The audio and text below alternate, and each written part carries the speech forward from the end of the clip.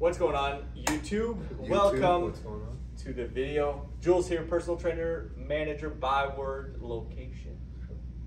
Byword personal trainer. Ryan. All right, today we're going to talk about programming. Is programming important, Jules? Or is it okay to fly by the seat of your pants? First question, why do you program? Because I'm a personal trainer. Fair enough. Do I program for myself as the question, or as a personal trainer? No, as your job, like as a personal trainer with your clients. And then we can go into like for yourself.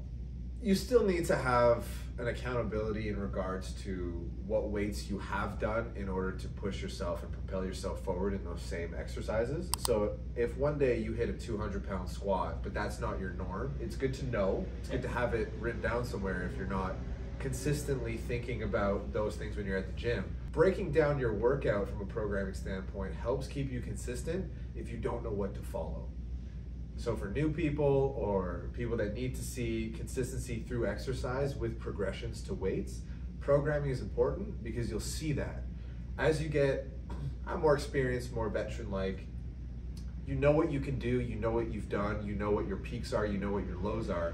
So programming becomes a little bit easier and on the fly because you're gonna be a little bit more, how do I feel today? My workout regime is XYZ with, let's say, 8 reps. I don't feel like doing these movements, I'll substitute it with these because I know what they are. I don't have to write that stuff down because I just know, and I can progress my workout as I go through it because I know what my body can handle. For someone that's new to the gym, that's not going to be the case. Yeah. Consistency through programming will show results. I do it to build that foundation, like you kind of talked about, making sure that there's progression. Progression doesn't necessarily mean weight. It No. can mean Yeah. a different movement. So you start with a dumbbell squat, progress to a trap bar squat, progress to a barbell squat, or whatever squat that suits your body's functions and capabilities, or deadlifts. Again, it depends on the exercise. It depends on what your definition of progress is. It doesn't have to, in turn, only ever be weight.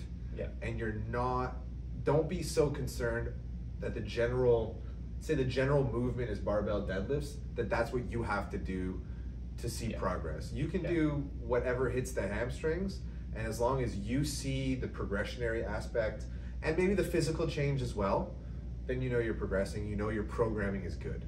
If you go the opposite to people who are like stuck on programming, and it's like programming is programming is programming, there comes a situation where it's like the client comes in and it's like, this doesn't feel right today.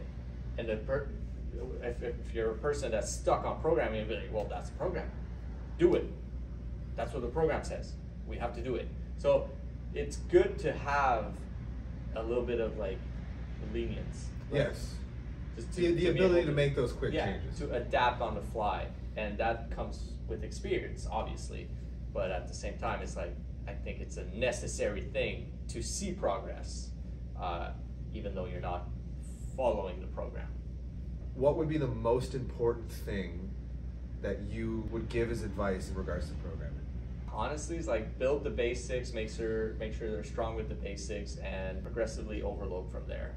And that doesn't necessarily mean stick with the same movements. It just means find a way to overload from there. That's what I would say. My personal view, and this is just from my time in this industry, if you're more of a consistent lifter, so this wouldn't be pertaining to beginners.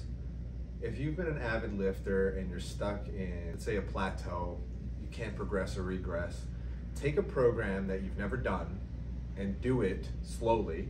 Don't progress it from a weight perspective. Train the movements, the range of motion, get your body used to training something different in regards to maybe explosive athletic type of training versus your standard strength training. Do that for like 6 weeks and just see what happens to your body. And then when you go back to your old strength training regime, you'll notice massive improvements in things that you didn't anticipate. So explosive training would have a good intern to strength. And that's why it's important to kind of always vary. Switch programmings a little bit. Don't be rigid in what you're going through. Yeah, don't be either like a cardio nut or a strength freak. No. Like They're both very- consequential long term. Yeah. Last question of the video: is programming the end all be all success? I think we answered that. That's a solid no, sir. Yeah. Little tip: if you're going to your trainer and all they talk about is programming,